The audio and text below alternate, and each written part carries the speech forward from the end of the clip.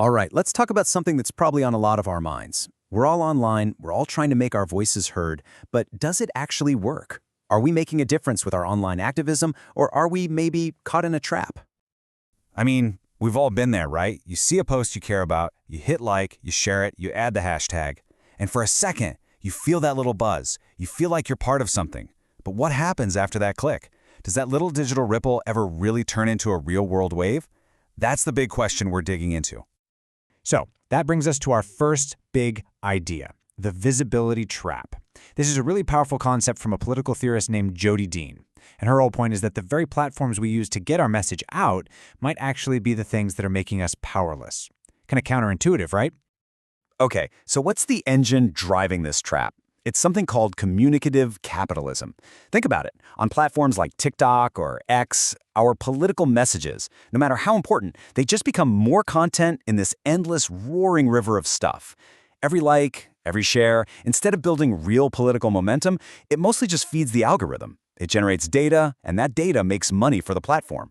The sheer noise of it all, Dean argues, can literally drain the political meaning right out of what we're trying to say. And this leads to this weird psychological state she calls reflexive impotence. It's a total paradox. We feel super active, right? We're engaged, we're posting, we're speaking out, but the system isn't designed for us to stop, get together, and make a decision. No, it's designed to keep us scrolling, keep us posting, keep us circulating. All that energy that could go into real-world action, it just kind of, poof, dissolves into the cloud. And this right here really shows you what's been lost. The old school ideal of a public sphere was, a place for slow, thoughtful, rational debate, the kind of talk that actually led to real decisions.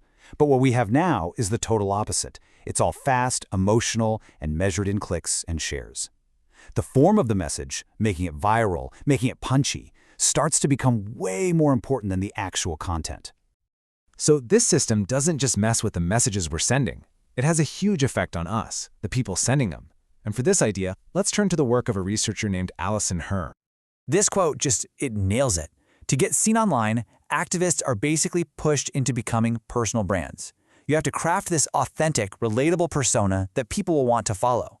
And suddenly, you're not just fighting for a cause, you're managing a brand. You're a little startup. And the line between your political goals and just getting more followers gets really, really blurry. So how does this actually happen? Well, first, we start gaming the algorithm. We tweak our message, not to make it more accurate or powerful, but just to get more reach. Then, we do what's called effective labor. We fine-tune our emotions to be perfectly shareable, Not too angry, but passionate enough. And finally, huge complex structural problems, like, say, climate change or economic inequality, they get boiled down into these simple personal stories, because that's what the platforms reward. Real dissent gets captured, packaged, and basically sold back to us as content. Okay, so if our messages are getting trapped, what do? This is where we make a really important turn, thanks to an idea from the philosopher Darin Barney. He says, what if we're fighting on the wrong battlefield entirely?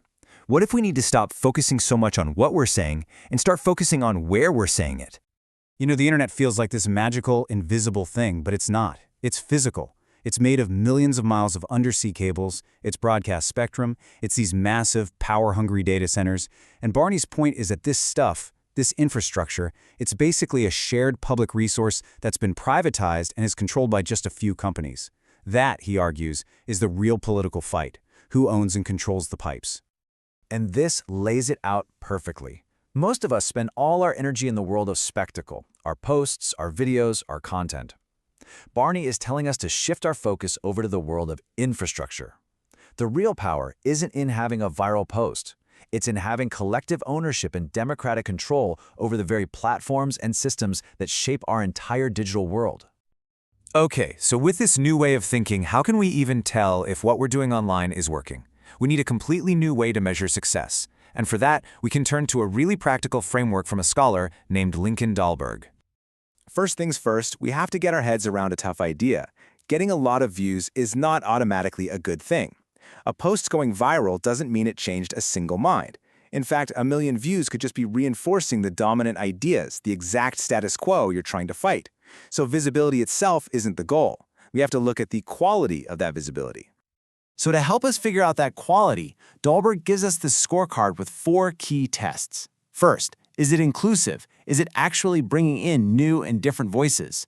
Second, is there dialogic equality? Meaning, does everyone really have a fair shot at being heard? Third, is it reflexive? Does the conversation ever stop and question its own basic assumptions? And finally, and this is the big one, is it power sensitive? Does it actually challenge who's in charge? So you can kind of visualize the whole process like this.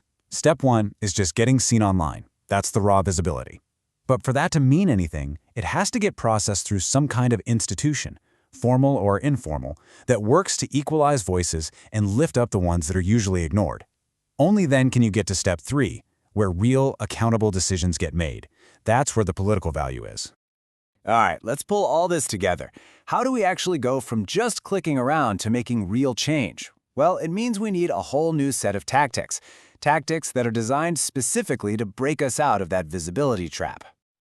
You could call these tactics of refusal. Instead of constantly feeding the machine more and more content, these practices are about breaking the cycle. Things like using encrypted apps to organize privately, or deliberately adopting a slow media schedule instead of chasing every new trend. Using collective anonymity to push back against that pressure to be a personal brand.